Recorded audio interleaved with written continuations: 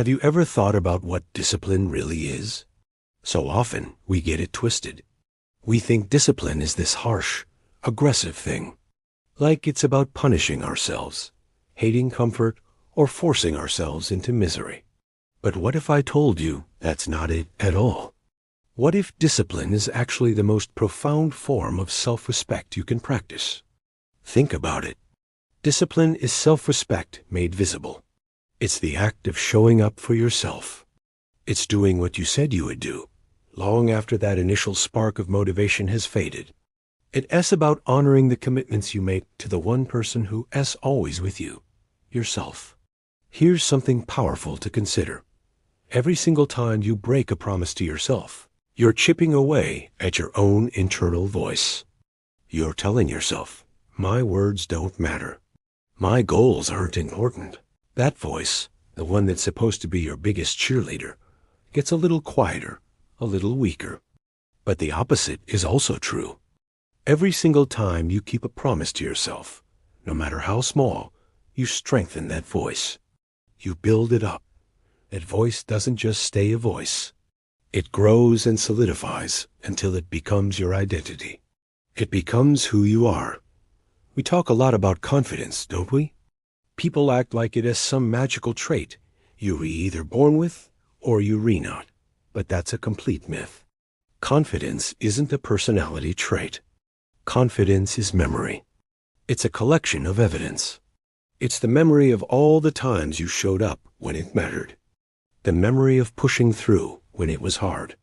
The memory of choosing the difficult right over the easy wrong. If you find yourself struggling with self-trust, it's probably not because there's something inherently wrong with you. It's likely because you haven't given yourself enough proof. You haven't built that library of memories where you can look back and say, I did it then, so I can do it now. And this is where discipline becomes your greatest ally. Discipline gives you that proof. It builds your case for you and by you. And the most beautiful part, it does it quietly. It happens in the early mornings when no one's watching. It happens in the late nights when everyone else has gone to bed. It happens without applause, without likes, without external validation. It's a private, personal victory. And that's precisely why it's so powerful. That's why it works. The world doesn't need to see your standards. You don't need to announce your resolutions from a mountaintop. You just need to live by them.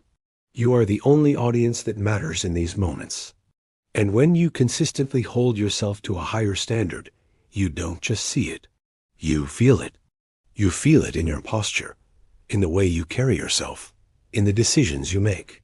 It becomes a part of your very being. And eventually, what starts as a private practice becomes public. Not because you broadcast it, but because it radiates from you. People feel it. They see the results, not the process. They see the calm, the focus, the integrity. They see someone who respects themselves. Self-respect isn't something you can demand from others. You can't just say, hey, respect me, and expect it to happen. It's something you demonstrate. You demonstrate it through your actions, through your consistency, through your discipline. You earn your own respect first, and then, as a natural consequence, the world reflects that respect back to you.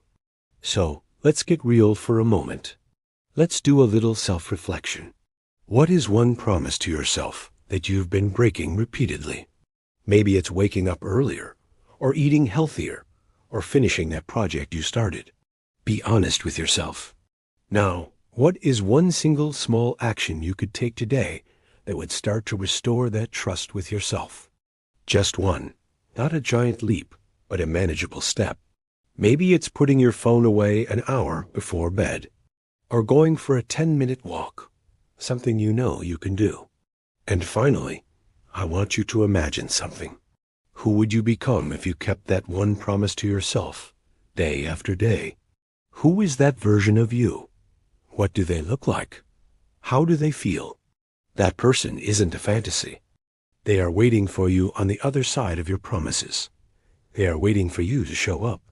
Discipline isn't about becoming a machine. It's about becoming the most reliable, trustworthy, and respectable version of yourself.